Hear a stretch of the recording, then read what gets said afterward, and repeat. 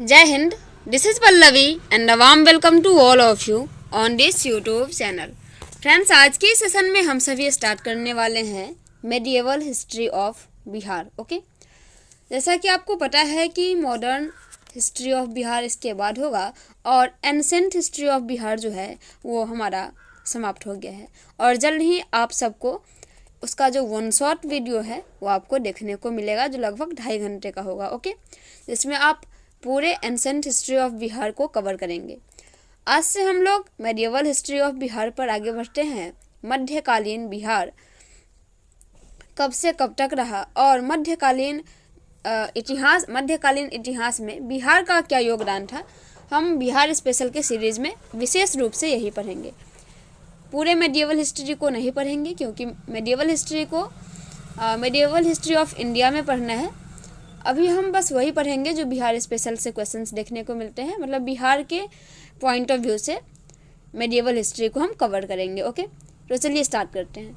आपको पता है कि आज ओवरव्यू देंगे एंड कल से आपका ये जो सेशन है गुलाम वंश, खिलजी वंश, तुगलक वंश, सैयद वंश, लोदी वंश, इसका स्टार्ट हो जाएगा. ओके, तो चलिए स्टार्ट करते हैं. सबसे पहले इसका ओवरव्यू. ओके, जैसा कि आप सभी जानते हैं कि मध्यकालीन बिहार जो है वो दिल्ली सल्तनत के समय से शुरू हो गई थी. ओके, और दिल्ली सल्तनत 1206 में, कब 1206 में जो दिल्ली सल्तनत है, ओके, यहाँ से ये स्टार्ट हुआ था, जिसमें आप देखेंगे सबसे पहले गुलाम वंश, फिर खिलजी वंश एंड देन तुगलक वंश, फिर सैयद वंश और सबसे लास्ट में लोदी वंश का समय आया था. और इसको जब मध्यकालीन बिहार को जब 2 भागों में बांटते हैं तो आप देखते हैं कि एक जगह जहाँ दिल्ली सल्तनत का एरा चल रहा है तो वहीं 1526 में दिल्ली सल्तनत के ख़त्म होने के बाद मुग़ल वंश चलता है. ओके, मुग़ल वंश का जो समय है वो स्टार्ट होता है. तो हम मुग़ल काल को भी मेडिएवल हिस्ट्री ऑफ बिहार में कवर करने का प्रयास करेंगे जो इम्पोर्टेंट है बिहार के पॉइंट ऑफ व्यू से.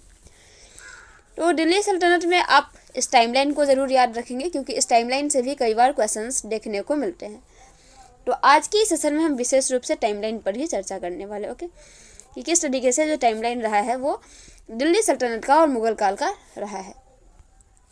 अब इसमें देखेंगे कि जो गुलाम वंश है, जिसको हम ममलूक वंश भी कहते हैं या फिर दास वंश भी कहते हैं, इसका जो समय है वो 1206 से लेकर के 1290 तक है. ओके, और 1290 में इस वंश की यह वंश समाप्त होता है और फिर खिलजी वंश स्टार्ट होता है. खिलजी वंश का जो समय है वो 1290 से लेकर के 1320 तक का है. ओके, इसके बाद आप देखेंगे तुगलक वंश का जो समय है वो 1320 से लेकर के 1414 तक का है. और इसके बाद जब आप देखेंगे सैयद वंश, तो सैयद वंश 1414 से लेकर के 1451 तक है. और लास्ट में है लोदी वंश, जिसका टाइमलाइन जो है 1451 से लेकर के 1526 तक है. और 1526 में लोदी जो यहाँ के सिकंदर लोदी थे और जो बाबर थे उनके बीच युद्ध हुआ था. ओके, कौन सा? तो पानीपत का युद्ध. कौन सा युद्ध हुआ था? पानीपत का युद्ध. पानीपत का प्रथम युद्ध कब हुआ था? 1526 में. ओके, तो यही 1526 में लोदी वंश समाप्त हो गया था और फिर इस समय से जो है वो बाबर ने मुग़ल वंश की स्थापना करी थी और फिर मुग़ल वंश 1526 से शुरू हो गया था. लेकिन 1530 में बाबर की मृत्यु हो जाती है और बाबर का जो समय है यह यहीं पर समाप्त हो जाता है.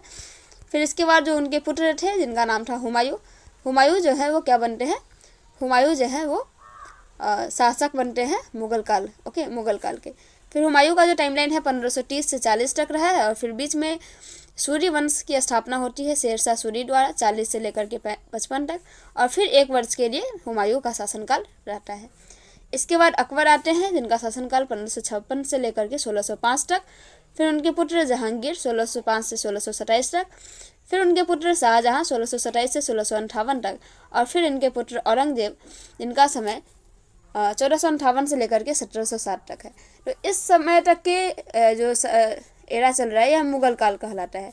और इसके बाद का जो समय चलेगा वह उत्तर मुग़ल काल कहलाएगा.